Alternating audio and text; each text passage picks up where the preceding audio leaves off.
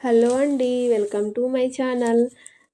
ఈ సంక్రాంతికి అరిసెలను ఈ విధంగా చాలా ఈజీగా చేసుకోండి. చాలా అంటే చాలా ఈజీగా చేసుకోవచ్చు అరిసెలు. ఏ విధంగా చేయాలో చూపిస్తాను చూడండి. అంతకంటే ముందు మా ఛానల్‌ని ఫస్ట్ టైం చూస్తున్న వాళ్ళుంటే లైక్ చేసి సబ్స్క్రైబ్ చేసుకోండి. నేనైతే అరిసెల కోసం ఒక కప్పు బియ్యం తీసుకున్నాను. ఒక కప్పు బియ్యాన్ని ఒక బౌల్‌లో తీసుకొని బాగా కడగాలి. ఇలా 2, 3 సార్లు బియ్యం బాగా కడిగి మళ్ళీ కొన్ని నీళ్లు పోసుకొని పక్కకు పెట్టుకోవాలి. 4, 5 గంటలు నానబెట్టాలి. 4, 5 గంటల తర్వాత ఈ విధంగా మెత్తగా నానుతాయి. ఆ బియ్యాన్ని ఇప్పుడు ఒక చిల్లులున్న గిన్నెలోకి తీసుకొని పక్కకు పెట్టుకోవాలి. ఇలా తీసుకొని పక్కకు పెట్టడం వల్ల నీళ్ళేమైనా ఉంటే వెళ్ళిపోతాయి.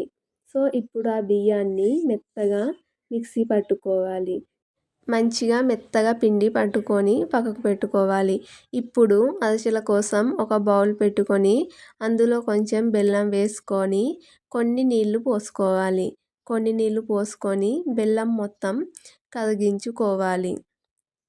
ఈ విధంగా కలుపుతూ ఉండాలి. బెల్లం మొత్తం కరిగాక ఈ విధంగా అవుతుంది. సో, బెల్లం అడుగంటకుండా మధ్య మధ్యలో కలుపుతూ ఉండాలి. చూడండి, వీడియోలో చూపిస్తున్న విధంగా బెల్లాన్ని కలుపుతూ ఉండాలి. మనకు పాకం వచ్చిందో లేదో తెలియాలి అంటే ఒక బౌల్లో వాటర్ తీసుకొని అందులో ఆ బెల్లాన్ని వేసి చూడాలి. వేసి చూడడం వల్ల ఈ విధంగా గట్టిగా వచ్చిందంటే బెల్లం పాకం వచ్చినట్లే. ఇప్పుడు అందులో కొంచెం ఇలాచి పొడి కూడా వేసుకొని బాగా కలుపుకోవాలి. ముందుగా మిక్సీ పట్టుకున్న పిండిని కొంచెం కొంచెంగా పాకంలో వేస్తూ బాగా కలుపుకోవాలి. కొంచెం కొంచెంగానే వేసుకోవాలి పిండిని. మొత్తం ఒకేసారి వేసుకున్నామంటే పిండి ఎక్కువైనా కూడా అరిసెలు విరిగిపోతాయి. అందుకని కొంచెం కొంచెంగా వేసుకుంటూ మంచిగా ఉండలు లేకుండా బాగా కలుపుకోవాలి. చూడండి, మనకు ఎంత పిండి పడుతుందో అలా పట్టినంత కొంచెం కొంచెం వేసుకుంటూ కలుపుకోవాలి. ఇలా కలుపుకున్నాక స్టవ్ ఆఫ్ చేసుకొని పక్కకు తీసి అందులో కొంచెం నెయ్యి కూడా వేసుకొని కలుపుకోండి. నెయ్యి వేసుకుంటే చాలా టేస్టీగా వస్తాయి అరిసెలు. సో, ఇలా నెయ్యి వేసుకొని బాగా కలుపుకున్నాక ఇలా ముద్దలాగా మంచిగా కలుపుకోవాలి. ఇప్పుడు పైనుంచి కొంచెం నూనె కానీ లేదా నెయ్యి కానీ వేసుకొని ఉంచండి. అలా ఉండడం వల్ల పిండి గట్టిగా అవ్వకుండా ఉంటుంది. అరిసెలు కూడా బాగా వస్తాయి.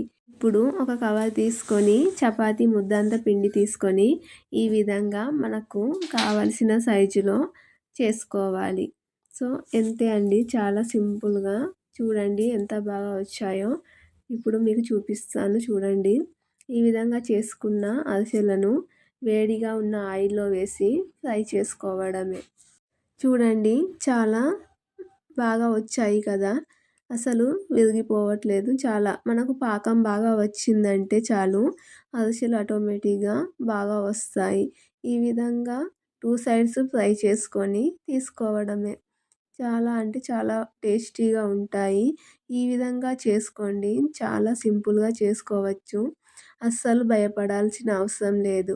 చాలామంది అరిసెలు అనగానే పాకం ఎలా పట్టాలో అని భయపడుతూ ఉంటారు.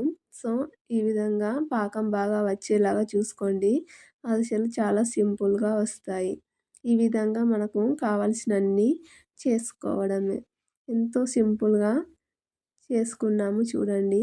ఈ వీడియో కనుక మీకు నచ్చినట్లయితే లైక్ చేసి మా ఛానల్ని ఫస్ట్ టైం చూస్తున్న వాళ్ళుంటే సబ్స్క్రైబ్ చేసుకొని చూడండి. ఇలాంటి మరెన్నో వీడియోస్ కోసం ఛానల్ని సబ్స్క్రైబ్ చేసుకోండి. చూడండి, ఫైనల్గా ఎలా వచ్చాయో చూపిస్తాను. చూడండి, చాలా బాగున్నాయి కదా. ఇంతే సింపుల్గా చేసుకోవచ్చు. ఇంతే అండి వీడియో నచ్చితే లైక్ చేయండి. అలాగే మా వీడియో మీకు ఎలా అనిపించిందో కామెంట్ చేయండి. Thank you for watching.